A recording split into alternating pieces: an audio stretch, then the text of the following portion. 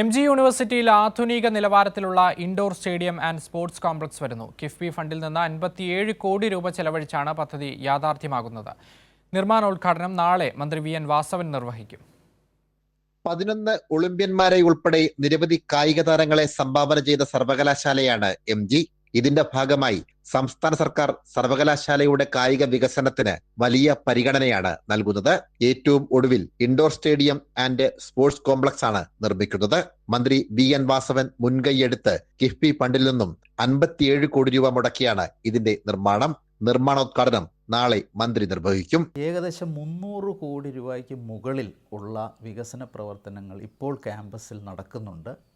അത് lab complex ആയാലും അതുപോലെ തന്നെ സ്റ്റാർട്ടപ്പുമായിട്ട് ബന്ധപ്പെട്ടിട്ടുള്ള ട്രാൻസ്ലേഷൻ റിസർച്ച് സെൻറ്റർ, അതുപോലെ തന്നെ സെൻറ്റർ ഓഫ് എക്സലൻസ്, പിന്നീടുള്ളത് നമ്മുടെ ഇൻ്റർനാഷണൽ ഹോസ്റ്റൽ, പിന്നെ മേബിൾ സൂസൻ സ്പോർട്സ് കോംപ്ലക്സ്, അത് അന്തർദേശീയ നിലവാരത്തിലുള്ള ഒരു സ്പോർട്സ് കോംപ്ലക്സ്. ഇതെല്ലാം ഇത്തരം പ്രവർത്തനങ്ങളെല്ലാമാണ് ഇവിടെ നടക്കുന്നത്. അതിനെല്ലാം സഹായകരമായി നിന്നത് തീർച്ചയായിട്ടും വാസവൻ സാറാണ്, മന്ത്രി എന്നുള്ള നിലയിലും ഏറ്റുമാനൂരിലെ ഒരു പ്രതിനിധി എന്നുള്ള നിലയിലും. അകാലത്തിൽ പൊലിഞ്ഞ സർവകലാശാലയിലെ മുൻ കായിക താരം സൂസൻ മേബിൾ തോമസിന്റെ നാമധേയത്തിലാണ് സ്പോർട്സ് കോംപ്ലക്സിന്റെ നിർമ്മാണം പൂർത്തിയാകുന്നതോടെ ഭാവി കായിക താരങ്ങൾക്കുള്ള കളരി കൂടിയായി ഇവിടം മാറും. സനോജ് സുരേന്ദ്രൻ, കൈരളി ന്യൂസ്, കോട്ടയം.